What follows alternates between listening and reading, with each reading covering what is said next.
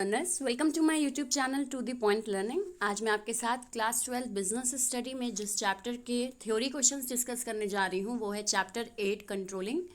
I hope इससे पहले आपने चैप्टर 1 से लेकर चैप्टर 7 तक के थ्योरी क्वेश्चंस का वीडियो देखा होगा। अगर आपने नहीं देखा है तो उससे आप इस वीडियो के डिस्क्रिप्शन बॉक्स में लिंक है, वहाँ पे क्लिक करके ज़रूर देखिए ताकि आपको ये पता रहे कि कौन से चैप्टर से मेन थ्योरी टॉपिक्स कवर होते हैं। और इसके साथ ही साथ मैं चैप्टर्स के समरी भी मैंने अपने क्लास 12 बिजनेस स्टडी की प्लेलिस्ट में डाले हैं, तो आप वो भी देखिएगा ताकि आपको एक शॉर्ट रिवीजन हो जाए सारे चैप्टर्स का। So without wasting any time start करते हैं चैप्टर 8 के थ्योरी क्वेश्चन कंट्रोलिंग से।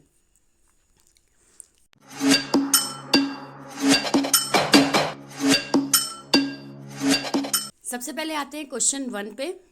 How planning and controlling are both backward as well as forward looking. Planning और कंट्रोलिंग जो है उन्हें हम बैकवर्ड और फॉरवर्ड लुकिंग क्यों कहते हैं। ये क्वेश्चन थ्योरी का ही बन सकता है, इसलिए ये हमेशा थ्योरी में ही आता है कि प्लानिंग और कंट्रोलिंग जो है वो उसका मतलब पीछे देखना और आगे देखना दोनों ही क्यों होता है। तो प्लानिंग का मतलब होता है आपका कि आप पुराना देखकर उसके अकॉर्डिंग प्लानिंग करते हैं और फिर फ्यूचर के लिए प्लानिंग करते हैं, इसलिए है वो बोथ बैकवर्ड और फॉरवर्ड लुकिंग। और कंट्रोलिंग इसलिए आपका बैकवर्ड फॉरवर्ड लुकिंग हो जाता है क्योंकि कंट्रोलिंग में आप जब पीछे देखते हैं तो आप ये देखते हैं कि आपने प्लानिंग क्या की थी और आगे आप करेक्शन को सुधारते हैं और फिर इन फ्यूचर आप ये देखते हैं कि वो गलतियाँ रिपीट ना हो। अगर आपको प्रोसेस कंट्रोलिंग के याद हो तो वो यही है, आगे चल के आपका फॉलो अप एक्शन होता है, यानी दोबारा कोई एरर रीअकर ना हो। तो ये इस वजह से बोथ बैकवर्ड और फॉरवर्ड लुकिंग होते हैं ये। नेक्स्ट आते हैं क्वेश्चन नंबर 2 पे। Planning provides standards which serve as the basis of controlling. Planning standard set करता है जो कि आगे चल के कंट्रोलिंग करने में मदद करता है। इसको एक्सप्लेन करना है आपको, एक्सप्लेन हाउ। तो इस केस में भी आप बताएंगे कि प्लानिंग जो है वो ऑब्जेक्टिव सेट करता है, एक स्टैंडर्ड सेट करता है, और कंट्रोलिंग जो है वो परफॉर्मेंस के बाद जो है करेक्शंस को आइडेंटिफाई करता है। और कोई भी करेक्शन आप तभी आइडेंटिफाई कर सकते हैं जब आपने पहले से कुछ प्लानिंग में कोई मापदंड यानी कोई स्टैंडर्ड सेट कर रखा हो, तो वो आप इसमें एक्सप्लेन करेंगे। आपकी बुक्स में कंट्रोलिंग चैप्टर में इसका आंसर आपको मिल जाएगा। तो ये भी आपका थ्योरी ही जाता है क्वेश्चन। थ्योरी इसलिए जाता है क्योंकि ये टॉपिक्स जो हैं इनके केस स्टडी फ्रेम ही नहीं हो सकती। अब जब फ्रेम ही नहीं हो सकती तो उस केस में ये सारे के सारे कंट्रोलिंग कॉन्सेप्ट्स को ही कवर करते हैं। ठीक है, इसके बाद आते हैं नेक्स्ट में क्वेश्चन नंबर 3 पे। Explain critical point control with an example. Critical point control जब आपने प्रोसेस पढ़ा होगा कंट्रोलिंग का तो उसमें आपका ये पॉइंट था क्रिटिकल पॉइंट कंट्रोल क्या होता है। तो क्रिटिकल पॉइंट कंट्रोल को आपको एक एग्जाम्पल के साथ बताना है, ये भी ध्यान रखिएगा। क्रिटिकल पॉइंट कंट्रोल जो है उसका एग्जाम्पल ज़रूर याद कर लीजिएगा। इसका अगर हम मीनिंग की बात करें तो इसमें होता है कि ज़रूरी क्रिटिकल चीज़ों पर ध्यान देना और माइन्यूट चीज़ों को अवॉइड कर देना, वो चीज़ क्रिटिकल पॉइंट कंट्रोल कहलाता है। तो जैसे अगर आपका एक एग्जांपल में कहा जाए कि एक ऑर्गेनाइजेशन है मैन्युफैक्चरिंग की जिसमें आपका जो लेबर का कॉस्ट है वो 5% से बढ़ रहा है, तो हम उसे इग्नोर कर सकते हैं क्योंकि 5% से बढ़ रहा है, कोई ज़्यादा नहीं है। लेकिन अगर वही चीज़ 15% बढ़ने लग जाए लेबर कॉस्ट, तो उस केस में उस पर ध्यान देने की ज़रूरत है। तो ये चीज़ क्रिटिकल पॉइंट कंट्रोल कहलाती है। नेक्स्ट आते हैं क्वेश्चन नंबर, अच्छा ये 3 दोबारा से रिपीट हो गया, ये 4 क्वेश्चन है आपका। Explain with the help of an example how management by exception help in the controlling process.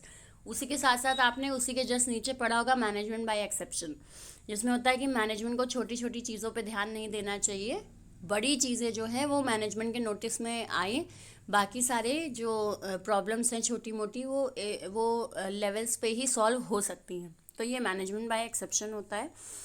तो इसमें आपका जो है एक्सप्लेनेशन और साथ ही साथ एग्जाम्पल ये आपको देना है। अगर देखा जाए तो ये भी आपका थ्योरी क्वेश्चन और केस स्टडी दोनों में बन सकता है। तो ये क्वेश्चन दोनों ही बेस पर कि क्रिटिकल पॉइंट कंट्रोल और मैनेजमेंट बाय एक्सेप्शन दोनों क्या होते हैं with the help of example आना चाहिए आपको। नेक्स्ट आते हैं क्वेश्चन नंबर 4 पे। Explain the steps to be followed in the process of controlling function of management after setting standard.